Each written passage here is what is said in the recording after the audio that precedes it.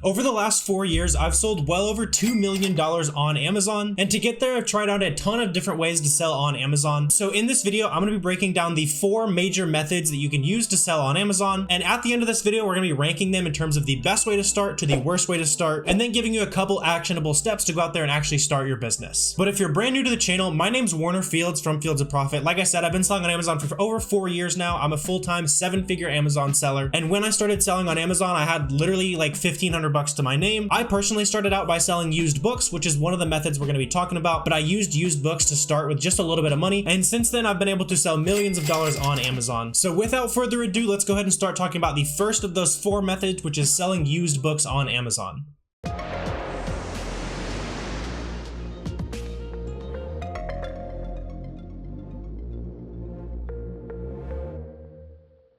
So probably the cheapest way to start selling on Amazon is with the used books route. I personally started my business with used books, and the reason that I gravitated towards used books in the beginning is because, like I said, I had just started college, I was broke, I did not really have that much money to my name, so I didn't want to go out there and, start my own product or buy $100 products like shoes. I know a lot of people flip sneakers and all that kind of stuff when they're in college, but I just didn't have the money to go out and do that. And so with my $1,500 or so, I started going out to thrift stores in my local area, and when I went out to those thrift stores, I would go ahead and get a Bluetooth scanner. I use like an eYoYo Bluetooth scanner. It's like $40 on Amazon. And then I also paired that with an app called Scout IQ. And so as I was going from thrift store to thrift store, I was just using that Bluetooth scanner, using the app on my phone, throwing in some headphones. I threw on some podcasts and all that kind of stuff. And the nice part about that app is it has like audio cues. So while I was scanning, I was just listening to podcasts, like doing my thing. And then you kind of get a little rush of dopamine when that little audio cue comes in. So about 3 to 5% of the books that you scan on the shelf are actually going to be good. And really it's a game of just being able to hustle, scan through those bookshelves. You're looking for those books that you can buy for like $1 or $2. You're going to go out, you're going to sell them for 10, 20. Sometimes I sold books, like I got a book at a thrift store I sold for like $350. That was one of my best flips. Another thing to think about if you want to kind of do the used stuff method is I also integrated some used electronics in there. So when I was like a sophomore in college, I was just going store to store looking for all that kind of stuff to flip. And I ended up finding like a Canon photo scanner. I bought it for $4.64 and ended up flipping it for like $450. I remember praying that that thing did not get returned back in the day, but they didn't. The sale stayed, and that was one of the moments that really sticks out to me most in my reselling career, kind of going out hustling stuff at the thrift stores.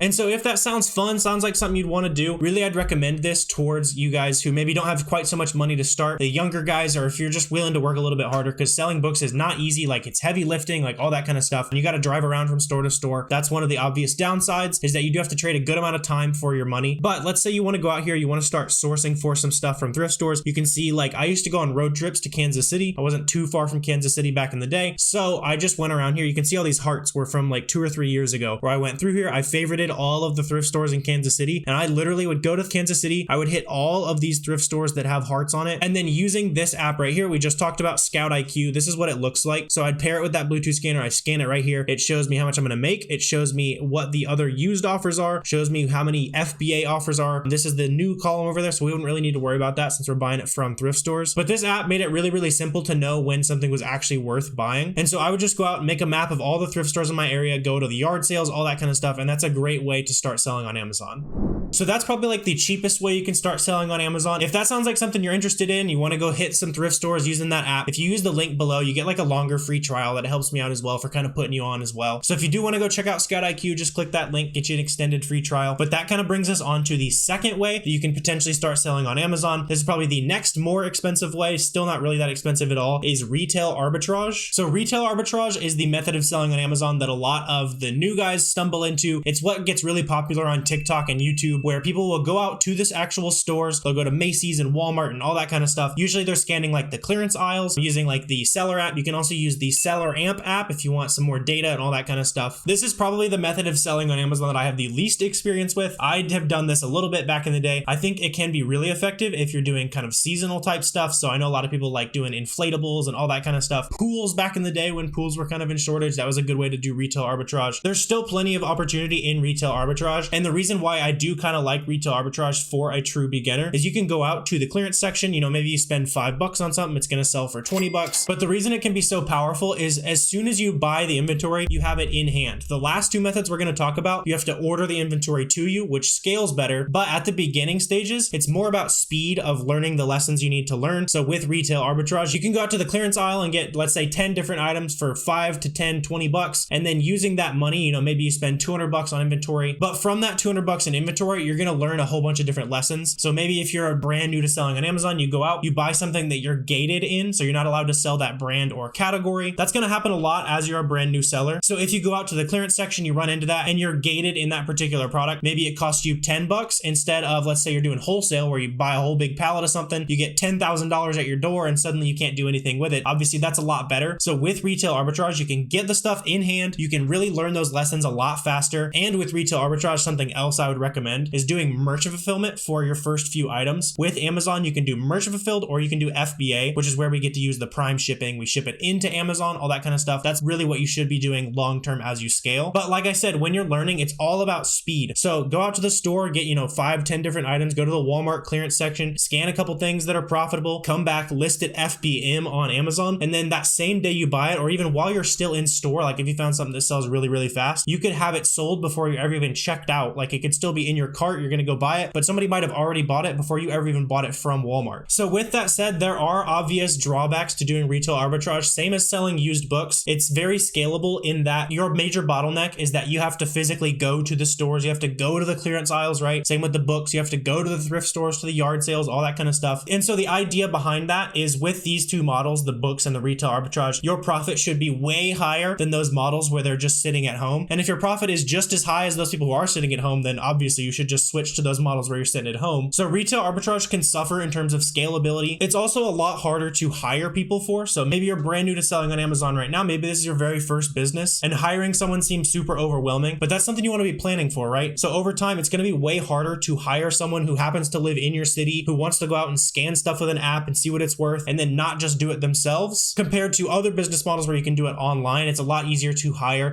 I have employees in the Philippines, I have employees that live across the country, all that kind of stuff. The talent pool is much larger to you as you're trying to outsource and hire great talent for your business.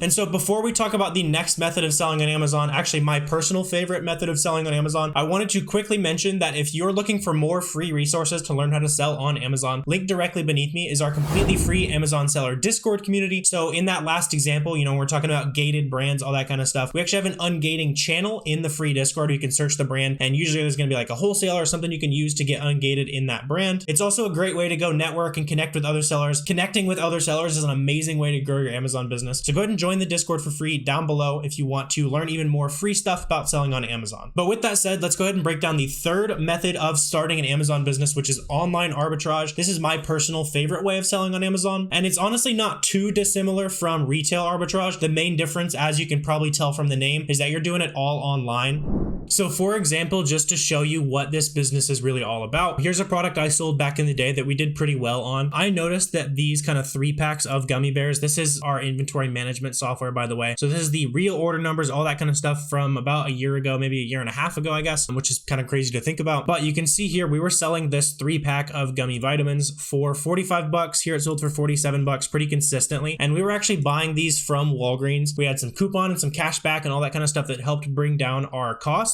And so since we're able to bring our costs down and buy it from Walgreens, flip it on Amazon, we were making about $13 profit per unit. So here's kind of an example of what kind of products you can flip on Amazon. Vitamins. We sell a good amount of shoes and clothing and all that kind of stuff. You can sell grocery. And right now, as we're coming closer to Christmas time, I'm starting to look into toys, think, Legos and Barbies and all that kind of stuff that people are going to be buying a ton of during Q4. Sourcing it online from other websites and selling it on Amazon, it's a pretty good way to start out.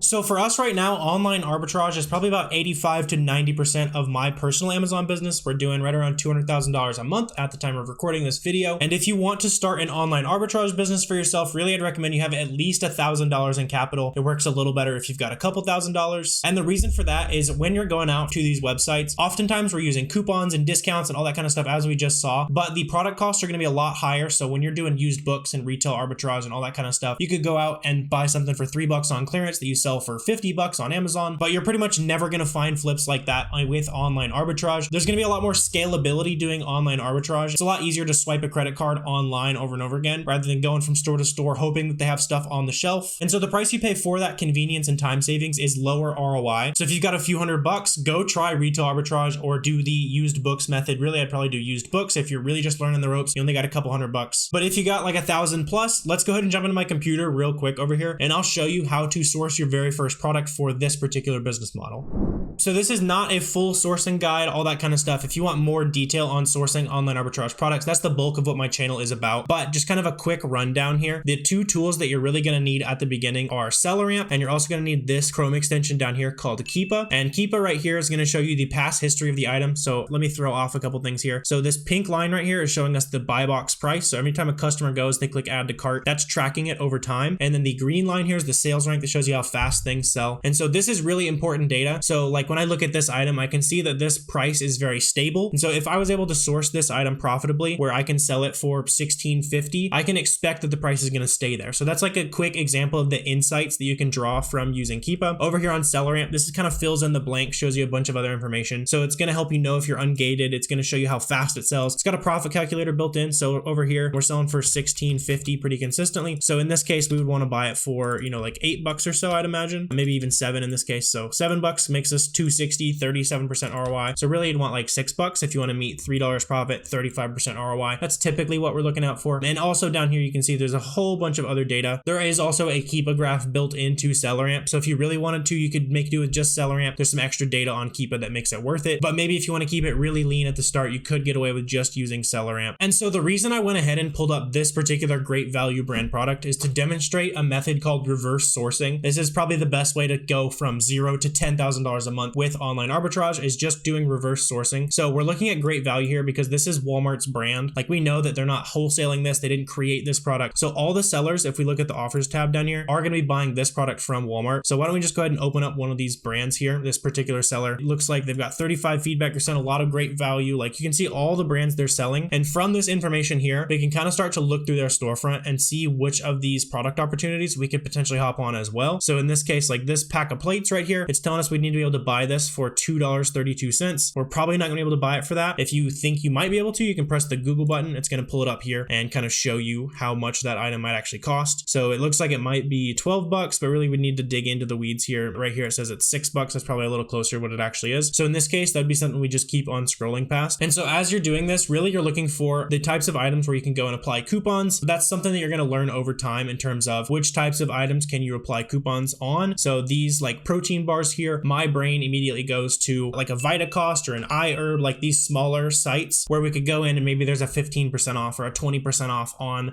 fitness bars that week or something like that. This particular jerky, maybe I can get it on Petco or Chewy or something like that. Maybe I can stack it with a loyalty program somewhere else so that I can get it under this cost right here that makes it worth my time to buy it and flip it on Amazon. But like I said, this is not a full guide on online arbitrage sourcing. If that looks like a lot of fun, go ahead and check out the other online arbitrage playlist on my channel. That's probably my personal favorite way to sell on Amazon. But before we make a conclusive answer on which method you should start with, let's go ahead and break down the last method that I have done to sell on Amazon. I mentioned that right now we're about 85 to 90% online arbitrage. The rest of that pie is the wholesale business. So the way that wholesale on Amazon works is typically there's going to be, maybe there's a brand that doesn't already sell on Amazon. You can go and email that brand and say, hey, we noticed that you're not selling on Amazon. We can do X, Y, and Z to add value to your company. And here's why you should sell your products to us so that we can sell on Amazon. That's like probably the harder way to do wholesale. You have to know what you're talking about. You have to be able to add value to these brands. And then probably what I would call the easier version of wholesale is where you go reach out to the distributors. Maybe you email those big giant brands and obviously they tell you no. Like if you email 3M or something and say, hey, can I buy directly from you? They're going to say, who are you? We sell directly to like Walmart and Target and then this random guy off the street. No, you can go talk to our distributor. But there's going to be a lot of profitable products in those distributors like that.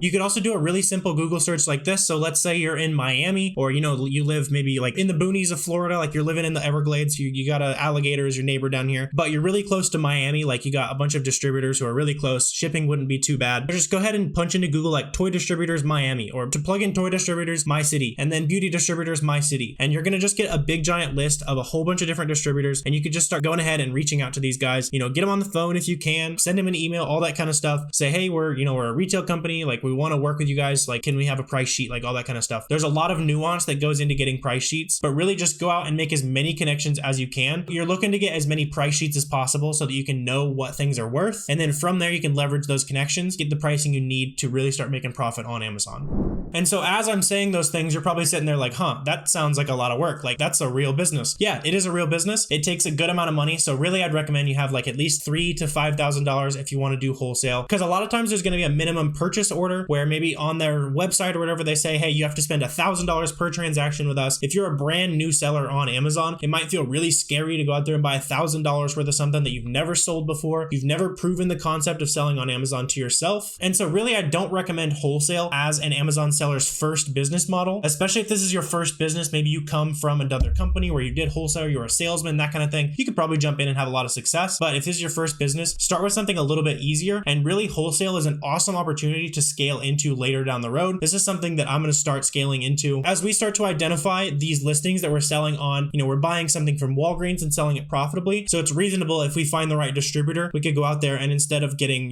60 units of that thing profitably from Walgreens, we could go to the wholesaler and say, hey, can we get 6,000 units or 600 units or whatever that listing is actually selling? And that's going to be another great way to scale. But because of how much outreach you have to do and know-how on Amazon, especially if you want to land those brand direct accounts, it's probably not the absolute best way to start selling on Amazon since it's a little bit risky. But if you did start with wholesale and you really put your head down, you really start figuring stuff out, you're going to have a really successful business in really not too long, but you're going to take some pretty expensive mistakes along the way if you're learning in that kind of expensive environment.